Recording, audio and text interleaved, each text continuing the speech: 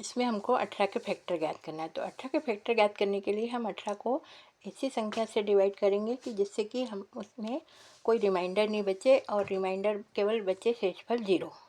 तो पहले हम शुरुआत करते हैं 1 से। तो 18 को पहले हम डिवाइड करते हैं 1 से। तो 1 से डिवाइड करने पर हमको प्राप्त होता है 18। मतलब 18 1 से पूरी तरह से डिवाइड हो जाता है। मतलब एक 18 का फैक्टर है। हाँ है। सो 1 इज फैक्टर ऑफ 18। अब हम नेक्स्ट करते हैं 18 को 2 से डिवाइड करते हैं। 18 को हम 2 से डिवाइड करते हैं तो हमको 9 प्राप्त होता है। 9 प्राप्त होता है मतलब 18 2 से पूरी तरह से डिवाइड हो जाता है और कोई रिमाइंडर नहीं बचता है। इसका मतलब ये हुआ कि 2 भी फैक्टर है 18 का। हाँ है। 2 इज फैक्टर ऑफ 18। अब नेक्स्ट हम चलते हैं 18 को डिवाइड करते हैं 3 से।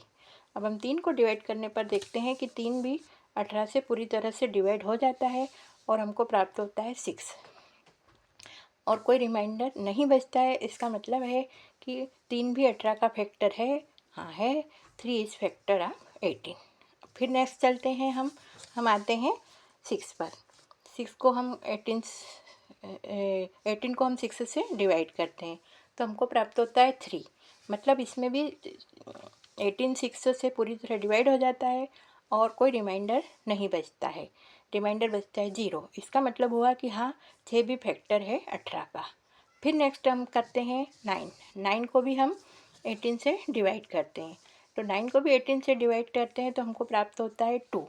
इसका मतलब हुआ कि 18 9 से भी पूरी तरह से डिवाइडेड है और कोई रिमाइंडर नहीं बच रहा है। रिमाइंडर है 0। इसका मतलब कि 9 is also a factor of 18। Next हम आते हैं 18 पर। 18 को हम 18 से डिवाइड करते हैं तो हमें प्राप्त होता है 1 और 18 से पूरी तरह से डिवाइड हो जाता है। कोई रिमाइंडर नहीं बचता है। इसका मतलब है कि 18 भी 18 का एक फैक्टर है। Yes 18 is also a factor of 18। तो हम क्या प्राप्त करते हैं लास्ट में? आल फैक्टर्स ऑफ 18 आर 1 2 3 6 9 एंड 18। तो 18 के सभी फैक्टर हो गए 1 2 3 6 9 और 18। इस प्रकार हम देखते हैं कि 18 1 2 3 6 9 और 18 से पूरी तरह से डिवाइड हो रहा है और कोई रिमाइंडर नहीं बच रहा है। केवल रिमाइंडर 0 बच रहा है। इसका मतलब कि ये है 18 के फैक्टर हैं। अब हम एक किसी अलग केस में यदि देखते हैं कि जैसे 18 को हम 4 से भाग देंगे तो 18 को हम 4 से डिवाइड करेंगे तो हमारे पास रिमाइंडर 2 बच रहा है।